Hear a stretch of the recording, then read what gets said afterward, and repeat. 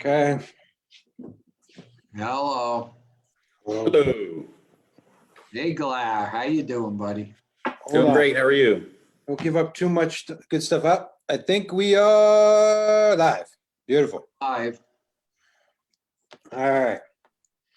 Now you can start talking. Now you're allowed. How are things? As you know, it's October to remember. It's been so busy, and Isn't that that's a crazy? thing. Yeah, it's great. I mean, it's the best October we've ever had on record, and I'm sure you're heading the same way because we seem to work simultaneously on. The funny thing is, it's not just the best October we've ever seen. It's the best month on record. We will very likely surpass all previous months this month. So I guess the market's on fire. I don't keep that close of tabs. I kind of rely on you guys for that. So there must be Put just it a like record this. number. If you have a great house at a great price, there's multiple offers within a few hours, Wow. And if you have a nice house at a good price, it's sold within 2 or 3 days. So, All right. Calm down, Kimasabi. I said to say hi, but now we're going. Hey, Larry, just to give you a heads up, we're not just Urban Nest. We're out to everybody. Oh, gotcha. So so this the is world could see. the world. Exactly. So I don't want you to think. I was going to flash, but I guess I won't. Well, the world may like that, I don't think so. So, okay, ready in the weeds. So this is the Dave and Dave Show, episode 91. We're almost there. My age now, 91. We have a special guest today, Mr. Larry Perna with Bridge Home Inspections, and we're going to be talking to him. And if he wants to stay on after we talk to him, we're going to talk a little bit about the lessons from Game 6 last night of the World Series about big data. If I could stay awake, I am on 3 hours sleep. Sleep deprivation is a real thing. Yeah, I could see it in you. That's baby. That's Gianna. Yeah, I'm gonna go to bed. It would be easy if I didn't have both my other girls at home. If they were in school, I'd just sleep all day. So let's jump in. So, Larry. Yes. I'm going to tell the story without telling the name of the guy last week. Okay? All right. So I'm going to set the table on this. Larry has been our go-to inspector almost from the beginning, right? I mean, how long were we? Nearly. I think you guys had like 50 agents or something when I met you. Yeah. Okay. Now the 465, right? A little different. Mm-hmm. Yeah. So we've watched Larry grow, and Larry's watched us grow, and we've had an amazing relationship. And you got 3 Italians on here. We're very loyal. And so this is an interesting story. We haven't had Larry on in a while. We used to have him on all the time in person, but obviously with COVID and everything we're navigating, it's been a little wacky. But so last week, I'm driving into work, and I get a call from Bernadette, our director of First Impressions, and she's like, "Are you with Angie?" And I said, "No, I'm not. She's actually going to be meeting me, but I'm not with her."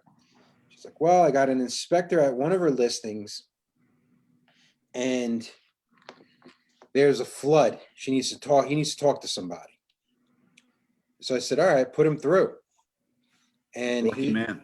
Yeah, he gets me. Now, mind you, I don't really take these calls. It's usually they come to me or my father or George or Jennifer after they get to the agent. But, Angie does real estate.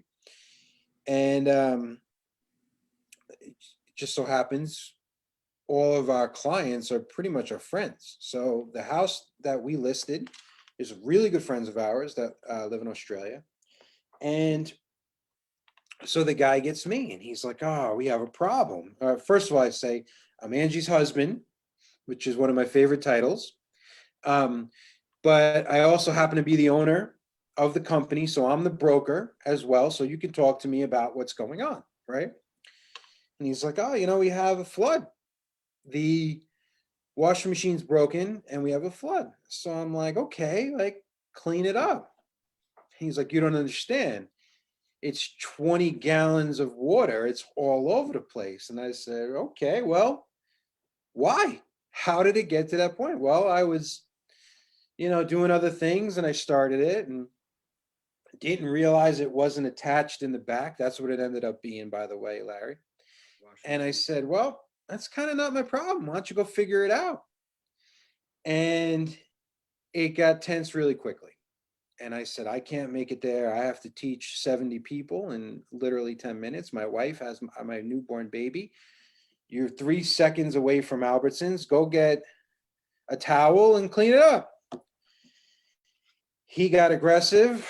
I said a couple of choice words and said, all right, well, who's the owner of your company? Well, me. Are you a one-man show? Well, yes.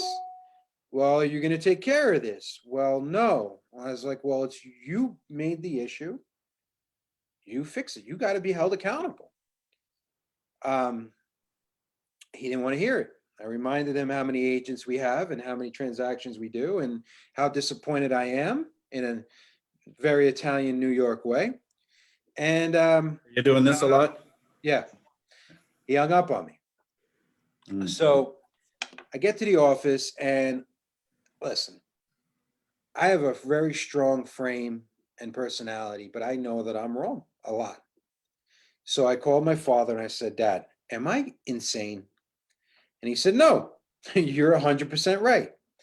But then I called you, Larry, and as usual, pick up the phone immediately.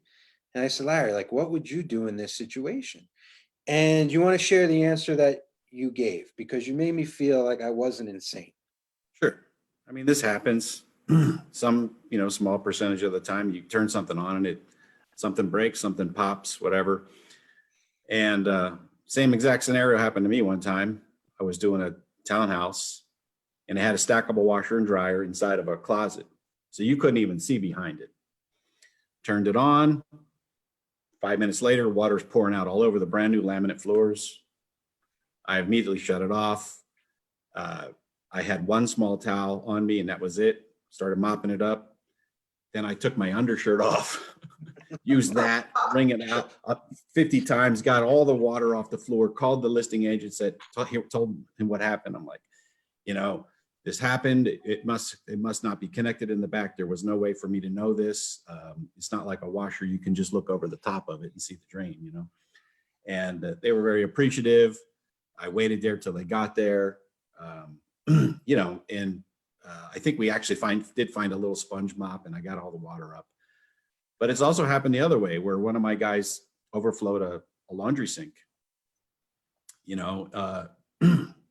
just wasn't paying attention. He was testing the sink, walked into the next room. Pretty soon there's 20 gallons of water on the floor and it went through into the other side of the garage.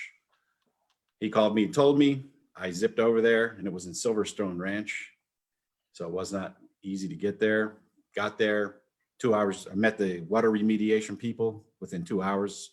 They were there, blowers. We had mops and things and we took the cabinets out. I mean, it cost me actually a couple $1,000, but by me being there, I was able to send the inspector on his way to the next job. And we just took care of business, made sure the seller was made whole. The buyers were there. They saw everything. So everybody was aware. So that's the biggest thing is it's a team effort. It's a transaction. I think some home inspectors might not appreciate the fact that we're actually all kind of doing the same thing. We're providing services so that people can buy homes and so that people can sell homes, people can buy homes. And you never want to be an impediment to that process. If something goes sideways, whether it's your fault or not your fault, you got to look after each other and take extra steps to, in this case, clean the water off the floor, do whatever you have to do immediately until the owners can be aware and they can maybe provide better direction or instruction. Like, oh, no, my he's a carpet cleaner. He'll come right over and suck the water out or whatever. But if they saw that you made your best efforts to preserve their property, they're going to appreciate that. The bottom line is in all situations is how you handle it. We all make mistakes. Every one of us make mistakes. how you handle that mistake is the make of the company and the man. So the fact that the guy, telling the rest, he just walked out, right? Well, so that's the thing. Like, you beat me to the punch. Listen, the guy had no answers for me, and I will completely admit, like, he caught me at a time. I'm aggressive. I'm like, all right, well, what are you gonna do? I wasn't even being mean. I was just like, New York Italian fast. Like, all right, well, you cleaning it up? Like, what's going on?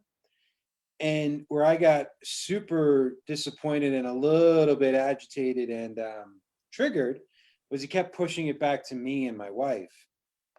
And I was like, we didn't create the issue. You're in there doing everything. Give me a solution. We can't be there in 3 seconds. And I'm like, as long as it's not touching the baseboard, we're good. And he's like, you don't understand. It's in the kitchen.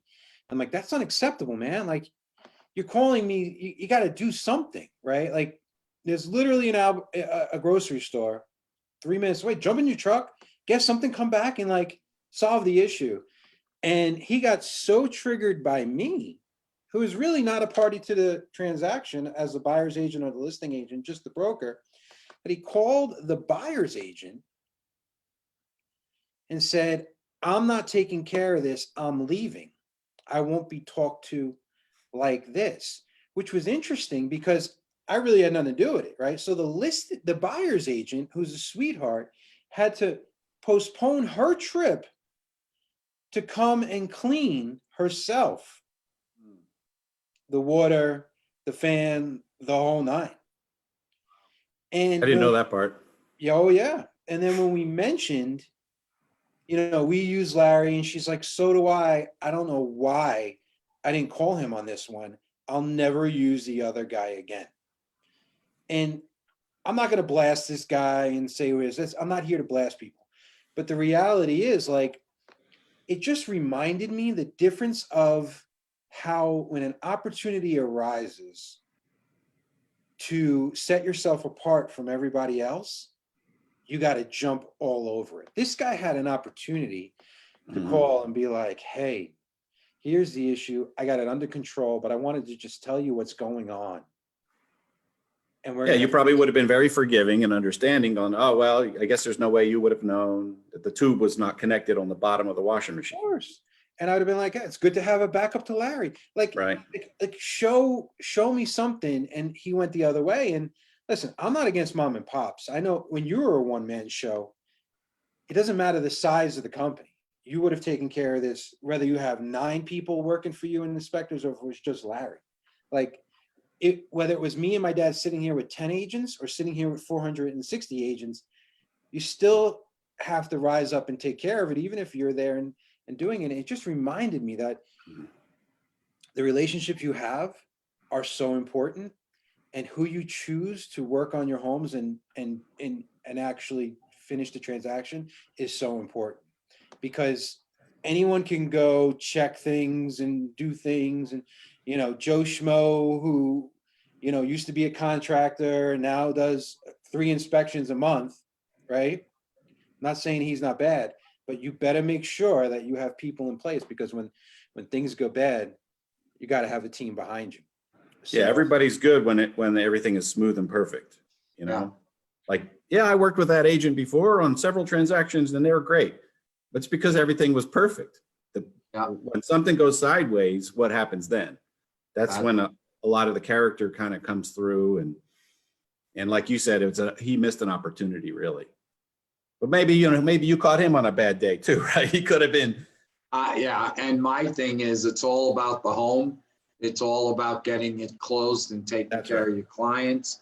And maybe another tool you guys should have in your inspections is a mop and a sponge bucket and a towel, just in case something happens. All my guys carry big towels or multiple towels because of this. Yeah, that's what I'm saying. So to me, we loved you when you were a one-man show, but I love you now more that you're a 10-man or 11-man with your staff, because agents want it and want it now. They see a deadline to get a home inspection and they screw it up.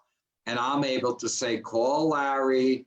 He will fit you in, because it isn't just Larry anymore. There's a crew behind him, and he'll get a cancellation. He'll get something. So It's Yeah, followed we're through. fluid.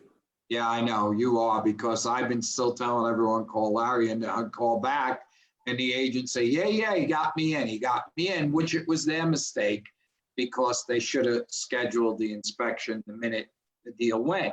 But you've covered it, and even better than that, Larry, when something goes wrong, you go back to the house to look to see if you missed something or. Yeah, I want to know. Did my Yeah, I guy know. miss something, or did something happen after the inspection? And usually you can kind of figure it out. Yeah, and not many inspectors still go, I did it. It was only good at the time of the inspection. It isn't. And that's true. I'm not saying it isn't. It's just like an agent. It may not be our mistake, but handling the objection is the trick. That's the key. And Showing not up at their saying, house. you got it. I mean, the phone call, that's the difference. And What do you that's think what about you have. it? I mean, Larry, if you're pushing 500 inspections this month, and let's say you're on track to do, I don't know, 5,000 inspections this year, right? We're on track to do about 3,000 transactions, and we have buyers and sellers on both sides. So we have multiple parties, 6,000 people. You're dealing with thousands you got the seller, the listing agent, the buyer's agent. You have a lot of people to keep happy, right? And just from the law of averages, there's going to be people that just aren't happy. There's going to be things that happen, right? Like, that's just, the more business you do, the more chances of things opening up. And I joke, like, you haven't truly made it until you've been sued, right? Like, that's the game. But the biggest the biggest thing I think about with you, and I think about with, I always bring up my buddy Julian, who owns Deco Plus, and he's a painter. In today's society, especially in the real estate and the home game, it's so busy, it's so crazy, there's so much going on, that just the fact, A, that you show up, and B, that you don't hide, sets you apart. And what I mean by hiding, like my dad just said, you go back to the property, you answer your phone. A lot of people can't handle showing up when things go south. They completely crumble, like this guy did. He could not handle the pressure. He didn't have the capacity to handle the pressure, and he just hid.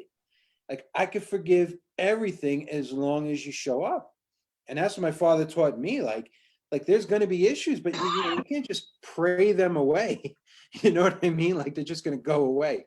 And You I could think have an that's, agent mishandle something, and you're still going to be accountable as the broker and say, hey, sometimes an apology, right? Hey, my guy showed up an hour early and rang the doorbell, and he was, not supposed to be there an hour early, and rang the doorbell and woke up the baby or whatever. And there's no way to fix that, but you could at least be just human about it and say, hey, we're really apologetic about this, and the guy has been corrected, and he's so sorry, and blah blah blah blah blah. He didn't set his watch back. Who knows what the excuse is, but an apology sometimes is all it needs. and there's no such thing as perfect. My father's always said this, being the person who like expects that perfection over and over again. It's like going to your favorite restaurant that you just love. And there's, if you go there long enough, there's going to be a night where the service is off, or maybe the chicken palm was a little overcooked. Like, that's just, do you grade them on that one bad chicken palm, or do you give them the benefit of the doubt of the 50 other times you've been there? Not to get too like socially, but this cancel culture, right, holding everyone to this highest standard of like, not only do you have to be perfect now, what you said back in 2012 better be perfect too, Or right? in high school. Exactly. Like, Yeah. I think we need to give each other more of a break. Yes, if you did 50 inspections in a row and they were all screwed up, maybe it's time to hold you accountable. You know what I mean? But I don't know. I just feel like, we were talking about something in our managers meeting, Pop, and I started getting, you could tell I was starting to get triggered. And I hate when, and I've done it, and I try not to do it that much. I hate when people cast the first stone, right? Like, it drives me nuts. And even this guy, like, I gave him multiple opportunities to succeed. And he didn't just let me down. He let the woman, the agent on the other side who hired him and was an advocate, she let her down. So total shame. All right, And the let's, buyer, what? and the The buyer buyer who was hired. delayed. Yeah. Yeah. And we went back, God bless the woman. We went back later on, Angie and I, with the baby in the car and the girls in the car, and washer and dryer removed, and everything was dry and clean. It wasn't look like they're damaged. I'd be surprised if you're not going to be in that house soon, or if you haven't. Did you? We've already done it. You did it? Yeah. I didn't even know. So you did it. See, so for another opportunity for agents out there, especially our agents, there's nothing better than being the second agent on a listing or the second agent on a buyer for a buyer after someone else made your job so much easier because they didn't do the job right. Now this agent was probably going to use you forever, never refer anybody else, and just, We don't mind if they give them a list of 2 or 3 people. That's fair, right? Fair enough.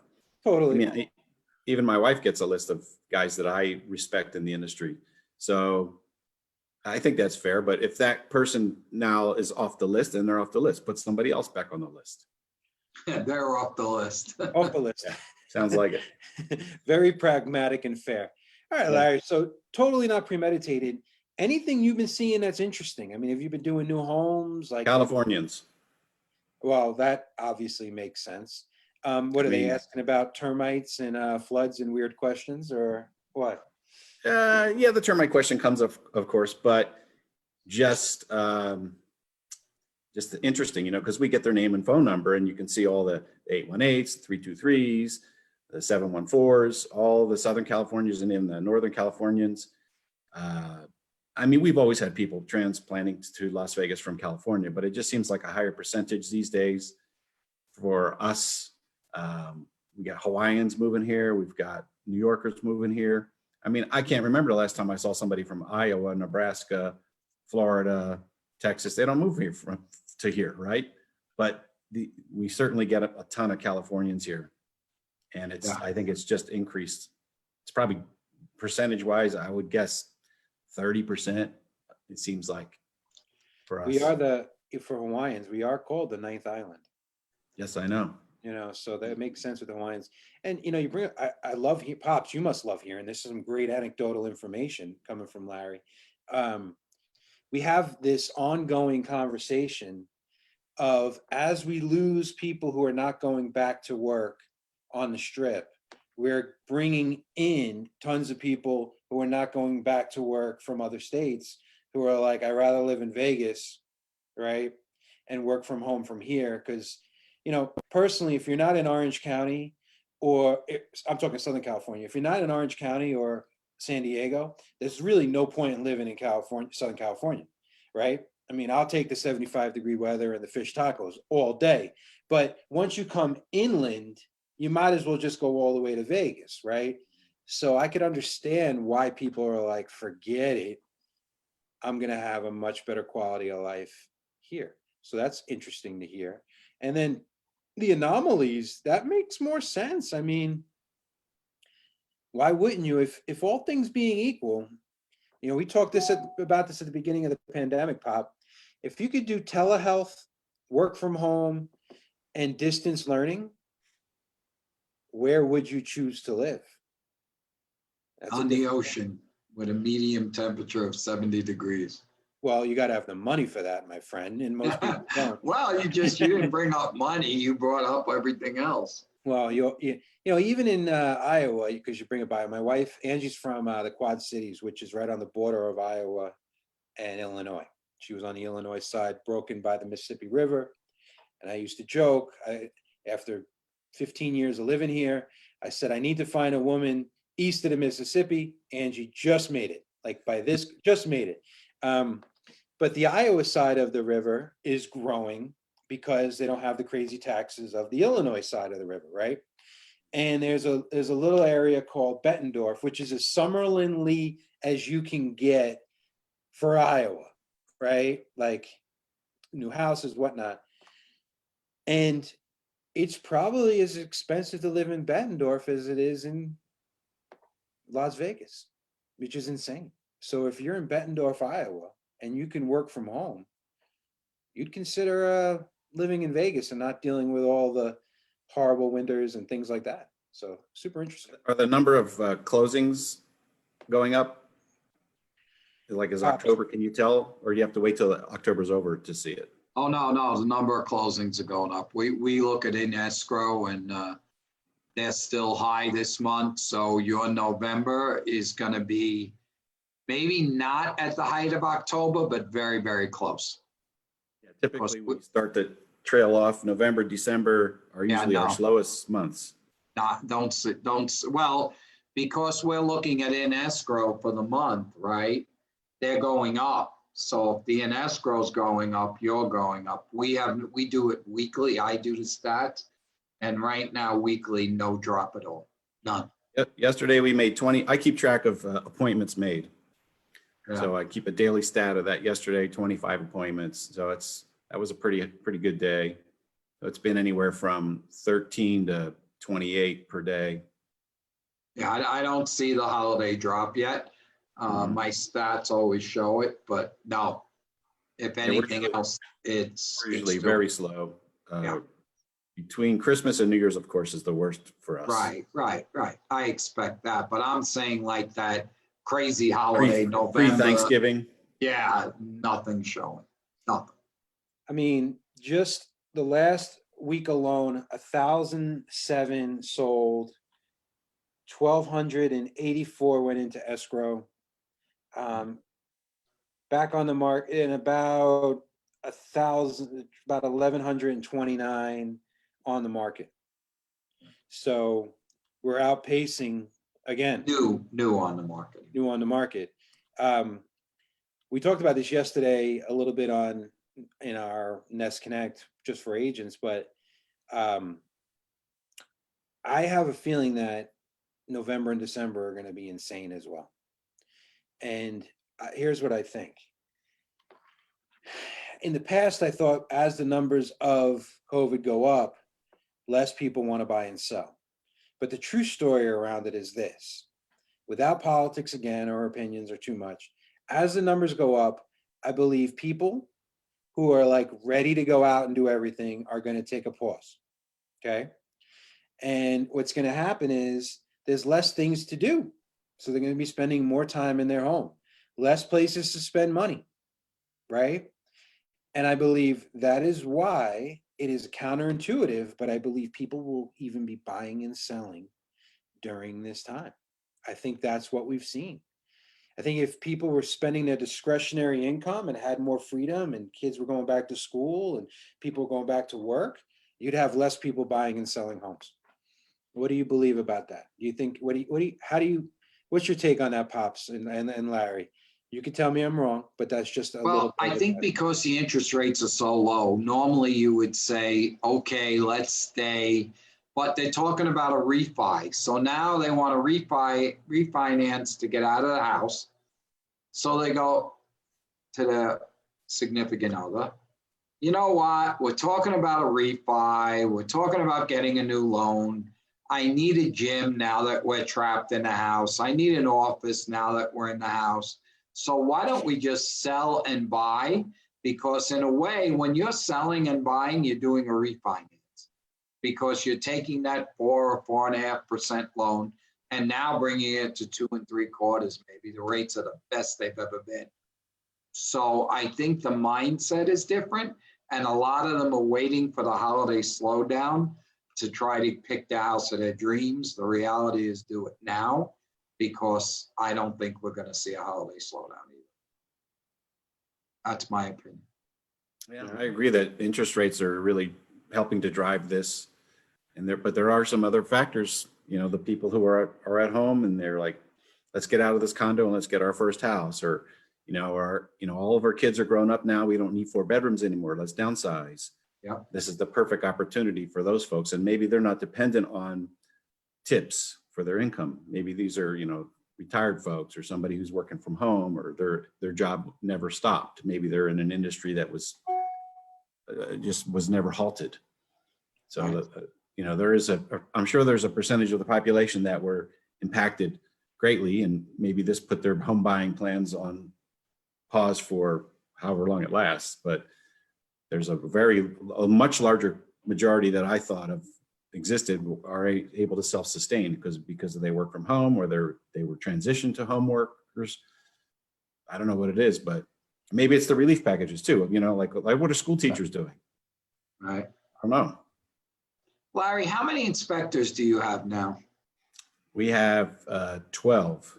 2 are just a few days a week though. So I have 10 full-time and 2 part-time. Yeah, that's nice to have the part-time because they could pick up that rush inspection. Well, what they do is like one guy, he's got 2 kids at home and he's got to be Mr. Mom at home. So he gives me 3 days a week where his wife is home those 3 days. And then another fellow, he gives me 4 days a week. So it's easy that way. We usually have enough flexibility. Everyone's got at least 1 job a day. Most guys have 2 jobs a day, and some guys have to take 3 jobs a day. But that's not ideal in my world, because even though they want it, they make more money. I think that the ideal amount of work for a home inspector is 2 jobs a day, and even 1 if it's a big house. Right. You can spend 5 hours in a house if it's a big house. And yours is a family business. I know your son's inspector, your daughter runs the show, so to say. Congrats on her engagement. I saw that on Facebook. And her fiance, Baron, is an inspector for us, and I've known him since he was 10 years old. Wow, I didn't know that. Wow, that's great. Great.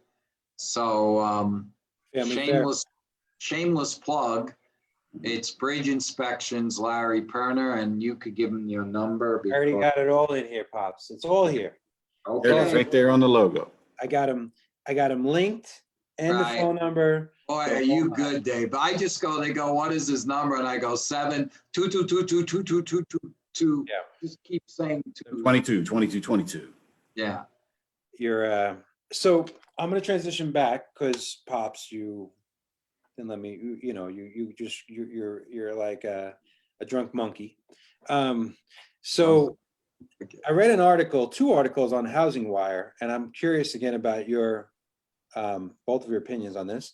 That first of all, the amount of $1 million homes that have sold are nationwide. We've doubled that this year. So the high end is just crazy. Then, which again, this is completely rhetorical, things that you probably already know.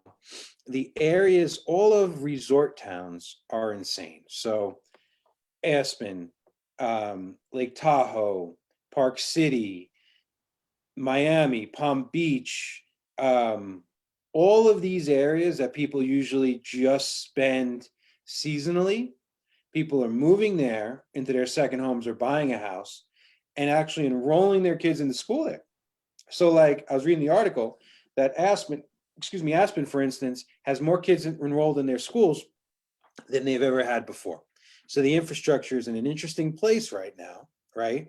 Because like even Goolsby, where I have my kids, have more enrollment because less people are like, screw it, I'm not sending my kids to private school because why would I pay just so that they could shut down when someone gets COVID, right? Which is happening right now. My question is this. When we start getting back to normal, whatever that looks like, whether it's a combination of treatments and vaccines and just fatigue, whatever it is, do you think that these areas I speak of, the prices are going to go down and people will go back to their lives? Well, I'll start. First of all, one of the reasons I think it's happening is because they have a ton more disposable income that they didn't have before. So why do they have this income now? If their job, like Larry said, some people's jobs never changed with COVID, and now going out to dinner or going on vacations or buying, different clothes or whatever, those are the industries that have shrunk in this coronavirus times. So now they have more income, more money, and they're thinking, I don't want to go to a hotel. I want to go to my own COVID-safe property.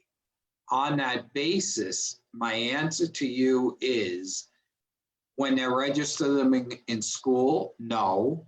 When they're buying it as a vacation home, yes, because how many people buy things, second homes, motor homes, stuff like that, and never really use them? And then they say, wait a minute, why am I buying all this stuff and spending all this continuing money for no reason? So I think the demand, I'm not saying the price will go down after COVID, but the demand will definitely drop. So you answer questions like a politician. You just answer whatever question you want to answer. And I then am you a don't even politician. answer the question. Hey, for mayor. Let me- I'm not talking about Vegas. Vegas, like for instance, even if people move back to California, people move back here for the job. So Vegas, like we're a true city. No, I'm not talking about Vegas. I'm talking about like Park City. Oh, it's great. Oh, do you realize, hon, we're driving 7 hours to get there and 7 hours back. Let's sell this place and just vacation there when we want to. So Exactly. That's my point. Okay. I understand all of those places because they're more rural and there's kind of an urban flight right now. I don't understand Miami because that's high density, but the rest of those, I mean, Miami is also an income tax free state, so in Florida, so that might factor into the picture somehow. But all those other places, they're pretty thinly dense. The density is pretty thin there. I was in Miami a few years ago, and I agree with you, Larry. It's packed with people. Well, yeah, I agree. Miami's more Vegas-y. I get that. I was talking more Palm Beach, even Ocala, where our good friends live. I was talking to my buddy Eddie. He said it's crazy busy. You can't buy anything right now there. Schools are packed. But come, let's say, I don't know, I'll put myself out on a limb and be hopeful. Come summer of 2021, I just think there's going to be a lot of houses on the market in Duck Creek. That's all I'm saying. That's all I'm saying. You know what I mean? Like, I'll buy one. 3.5 hours away. Right. And they say with the pandemic, by the time we're going, say, from March to March is a year, vaccines will be out. And they're saying, Dave, in history, that any pandemic to truly go away is a 2-year period. So March of 22 would probably be when we're totally clear of it. But that's not my point. My point is this, like, regardless of how you handle it and how you feel about it, it still affects your life. So even if you are what I lovingly, jokingly call the toilet licker, like you're like, I don't care what's going on. I don't feel like it's going to touch me, right? You're still affected by it because you still can't go to a Golden Knights game. Your kids may still not be able to go to school. Like, it does affect your life. And because of that, the trickle down is there's less to do, less to spend money on, blah, blah, blah, blah, blah, blah, blah. And that's how the effect has it on everything. I think that's, you get what I'm saying? So whether you're in a bubble or whether you don't care or whether you're somewhere in the middle, you're still affected by what the government's doing, what is available to you. You still can't travel to, let's say, Peru or Italy, right? Like, that's not on the table. Right. So it's forcing people, which one of the positives are, hey, we live in this beautiful country that we haven't explored nearly enough. It's forced us to take a little look in our own backyards. I lived in Vegas 25 years. I've never been to Zion. How crazy is that? I have a friend, he just bought 5 RVs so he could rent them out. Yeah. Right. I mean, that'll last a while, but I hope he makes his money in the next year and a half. And then after a while, there's nothing like staying in with a hot shower and a fresh bed, And the RV, that's so great point you both brought up. I sold my RV, not because I didn't like it, but I mean, besides the fact that I took the entire awning off of it by accident driving, because I have a brand new baby and it already wasn't big enough for us to begin with, right? So we weren't gonna be able to use it probably for a year with a brand new baby. So I said, all right, I'm gonna sell it on the high. Like we have friends that sold their Tahoe house in April, thinking that they could buy back, and now they can't buy back. They just can't. The house they sold is worth $100,000 more. So they're gonna ride it out. But I think you're gonna be able to buy an RV, a boat, or a house in Tahoe within the next 12 to 18 months for less than what it's priced now. I think that's going to be an interesting thing to keep an eye on. At least that's what I'm telling Angie. Because here's what's happening. Because Angie wants one like every other person out there right now. Exactly. People are sick of sitting in their house Right. and having limited things to do. So they want a new environment to look around. Even if they're going to do the same exact stuff they're doing on a daily basis, the same two kids that were doing distance learning and it's a pain in the ass, right? You get sick of your own four walls. And I'm like, baby, the prices in Orange County, the prices in Park City, two of our favorite places in the world where we'd love to have second homes, I can't justify. I just can't justify. I don't care that the rates are 2.87. I just can't justify spending $1.5 million for a second home that I'm going to use maybe 6 weeks out of the year. Can't do it, right? So I think that's one of the reasons why people are buying the houses and doing what they're doing, Pop, because they want a new. And then the next thing we talk about, oh, California prices should be going down because everyone's moving to Vegas. They're not only moving to Vegas and moving to Texas, but at the same time, on any of those resort cities, the prices are only going up. So there goes that theory. How about the non-resort Southern California areas? Some of them are seeing maybe not a big spike or appreciation in a few. Nothing, they're not going down either, huh? Little bit. You see price reductions coming in. Yeah, but why would you live in LA, right? If Well, LA is going down, yeah. But like the San Diego area, not in the city proper, but maybe out in the boonies a little bit. Right. Exactly. So if you have to drive to LA every day, you're going to want to be in Manhattan Beach or closer. But if you no longer have to drive there, you're more likely to come down to Newport and Laguna. It's a different game, right? Same thing in New York City. If you have to deal with the traffic and the nonsense of going into Manhattan every day, then you want to live close. Whereas if you don't have to deal with it, you're more likely to go to Long Island and live out further. And people are the Hamptons, Dad. I was also reading that the Hamptons are breaking records. People are just not leaving the Hamptons, which usually they leave because it's only a summer gig, because there's no point in being in Manhattan, right? Whereas eventually it's going to come back. I mean, that's just my own. I mean, listen, some people are going to have the aha moment. And they're like, you know what? I'm never going back to the grind again, ever. Some businesses are going to say, hey, you're going to have the option to work from home or not.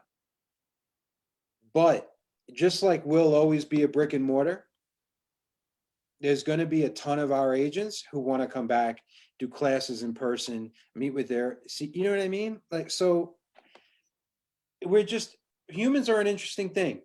We go from one extreme all the way to the other extreme, and we never stop in the middle. So I don't think it's the death of business, the death of cities, the death of working in a business. So what other little anecdotes you got for us, Larry? How are they building these new homes? You've been doing inspections on the new homes? Yeah, tons of new homes. In a word, I'm impressed. I mean, they really do a really nice job. We sometimes find that they have a team following us while we're in the house, and we check an outlet and it's blows a fuse. Mhm. They immediately call the electrician who's across the street, and they have him come over and fix it so some of this stuff, we just did one last week.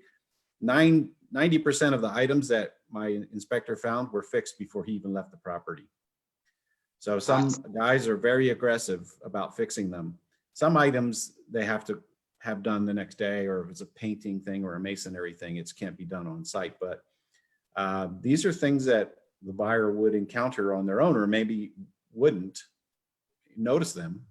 So it's a good idea to get it done. And we do tons and tons of new builds. It's a great idea to get it done. All the builders that we see are very cool with us being there. We almost never run into resistance. We have all the documentation. It just lives on our desktop. You know, we have we have to name the builder as an additionally insured and get a certificate in their name, and we send it to them. And so we've got one for all the builders. And as our insurance renews each year, we just get a renewal on all of them and send them out. So for the most part, they do a great job. I just tell people, you don't want to be the beta tester for your house, right? Sometimes those guys, they get like clockwork and they install the dishwasher and they install this and they install that. And then they move on to the next house down the street. And nobody ever runs the dishwasher. Nobody ever runs the disposal and knows that every time you turn on the disposal, it blows a circuit breaker. So Tyler, my son, did a house the other day and 2 circuit breakers had to be replaced in the house, brand new house. Electrician showed up and he goes, "Oh, these are brand new. How could they be bad?" And then 10 minutes later, he concluded the same thing. Yep, these are bad. It's just this, like you said, if you have a manufacturing facility and you make 1 million circuit breakers, a certain percentage of them are going to be bad. And so we just run through the house and do what we do and find it, make a list. They get them fixed or not and move on. Other thing, 11-month inspections.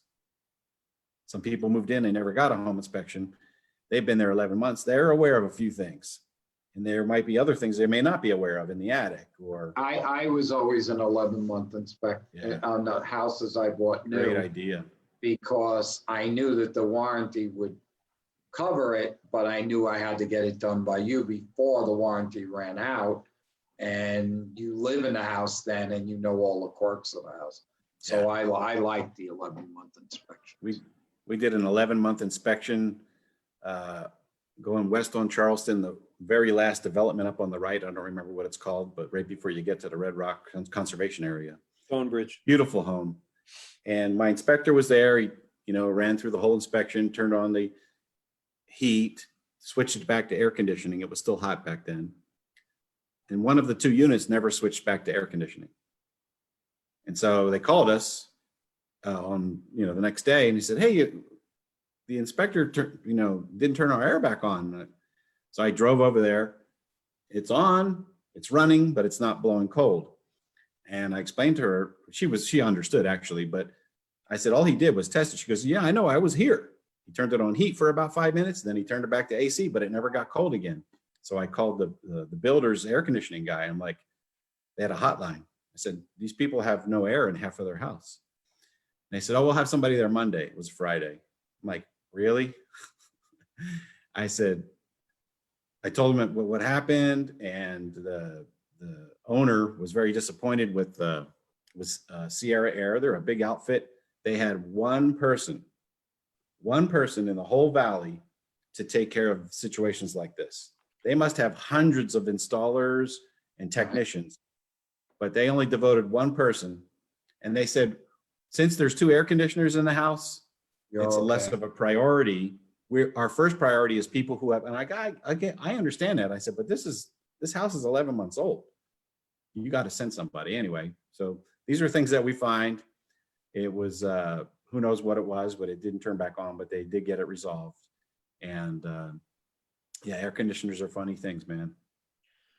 I would say that the inspection is more important than the home warranty. You want to, because the warranty is great because it's an extra level of insurance. But, I know I've used this metaphor with you 1,000 times, but an inspector is a general practitioner of a doctor. Like, you're going in and you're basically taking all the tests and seeing like what's going on with the house. So whether it's new or used, like having a little bit of a checkup on a home is just so important, just to see where you're at. And I like listing inspection. I like having both, Dave, an inspection and a warranty. Oh, absolutely. I have warranties on my own house. Francine's got 2 of my policies and Bettina's got another one. Yeah, I mean, and the 2 of them are great, but even them, they're a little bit different. Larry can control the whole game because he owns the company. Yeah. Francine and Bettina are only good as the companies that they work for. Thankfully, they're both amazing people and they get things done, right?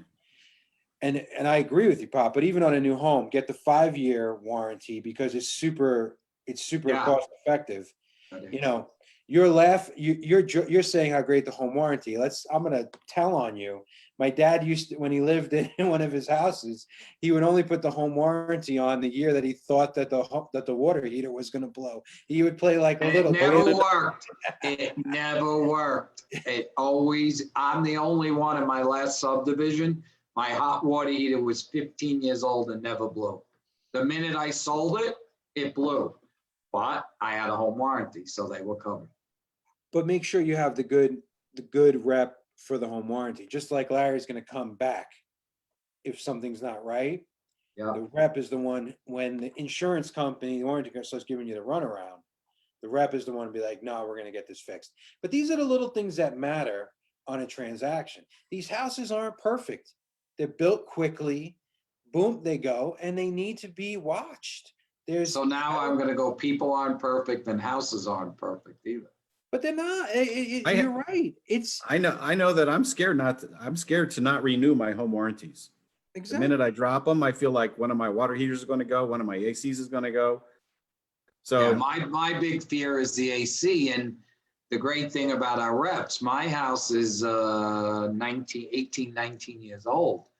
And they're ugly to look at. They're rusting, but they work perfectly. I mean, perfectly. You cheap ass replaced them 19 years old. I had a buyer call me after he moved in. He said, we never visited this property. We totally relied on your report, blah, blah, blah, blah, blah. Built in 1995. Why didn't you tell me that these two air conditioners on my house were original? I'm like, well, everything on your house, sir, is original. The walls, the doors, the windows, all the appliances, everything. Maybe your water heater was replaced. I said, but that's not within our scope of work. But your air conditioners were blowing out at 47 degrees. I don't see what's the issue. Well, we had a free AC tune-up, right? Oh boy. Big marketing companies. Yeah. He comes in and he scares the living hell out of this guy because he's got a R22 units. Yeah. And I said, sir, there is no law, no code, no regulation, nothing that says you have to get rid of your R22 systems. It's completely fine. The two systems on my personal house are R22. Then they were also built, they're a year older than yours. Well, I just really wish you had told me that those units were original to the house. Wow. I just couldn't understand his beef. And look, use those air conditioners for the next 10 years. If they break and if it's catastrophic and they cannot be repaired, then they may have to replace it with one of the new units, but nothing changes. No, I know. And you're calling me cheap, Dave. They work perfectly fine. Listen, I'm busting you balls. The ones in my house were done. Larry did the inspection and he was like, they're on their last leg. Angie and I, environment super important. We wanted the new ones. So we went and got the new ones. They are more energy efficient, certainly. And this is what I told this guy. I said, look, all the tradesmen want you to have the best, most efficient, safest piece of equipment that they offer. And so, of course, they're going to make a sales pitch telling you why you need to upgrade your this and you upgrade your that. And electrician shows up and goes, oh my God, this panel, it's 35 years old and it's a fire hazard here and it's a fire hazard there. And the people call us up in a panic. And I go, there's only, these two little things on our report that were wrong with your electrical system. If you want to buy a new upgraded panel, that's fine. Well, why did he say it was a fire hazard? That's his job. He wants to sell you a brand. Every house built before the GFCIs came out has a fire hazard in it, right? Every house that has the 2 prongs instead of the 3 prongs that we have now has a fire hazard. The house I grew up in, my mom and dad still live there, 100 years old. You think it's got GFCIs and the 3-prong outlets? No. It's also a mold hazard, so I mean, it's all relative. All right. So I want to just bring us home on a lesson from last night. So I'm a big baseball fan. I'm watching the World Series last night and it's game 6 and it's, Tampa Bay, the Tampa Rays versus the Dodgers, right? And the Rays, the pitcher for the Rays is just dealing. He's dealing 73 pitches. He's crushing it. He gives up 1 hit. And the big thing in baseball now is analytics, right? It's all big data. So it's all about you do what the computer tells you to do. Okay. And sabermetrics. It's called sabermetrics. And this guy, Moneyball. like back in the day, you have the Oral Hershides and the Madison Bumgarners, where you the Jack Morrises. You leave them in till their arm falls off because Yeah. they're the best pitcher you got, and you ride the hot hand. They take the guy out. All of a sudden, momentum swings. The Dodgers get a couple of runs. Next thing you know, boom, home run, 3-1. Dodgers win the World Series. In the post game, all the players were like, we can't believe they took him out. Like, we were so happy they took him out. And there's been this conversation today around when data doesn't work, when you do too much data, okay, when you rely too much on the computers and the numbers. And where I saw this metaphor is sometimes it's too much gut. Like you run your business by gut, you run your life by gut, and it's not enough data. But what people don't realize is studies have shown that your gut, which there's like brain activity in your gut, believe it or not, right, is 82% correct.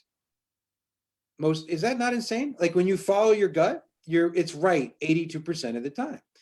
And I started thinking, like, where are the relationships in this? So for instance, if the data told you, Larry, that you could tell your clients to screw off most of the time and you're not going to lose business, right?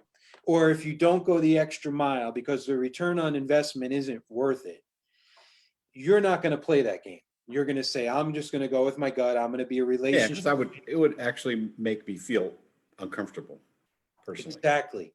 So I started thinking about how important to meld the two together, but at the end of the day, that human ability is going to win. Because I would have kept the guy in. And I know I'm being a Monday morning quarterback, but I would have kept, there's just no way I pull him. There's just no way. And the And hot hand. hit the hot hand. And it's the same thing in our business. Lost the World Series. And you live to fight another day, game 7. It is what it is.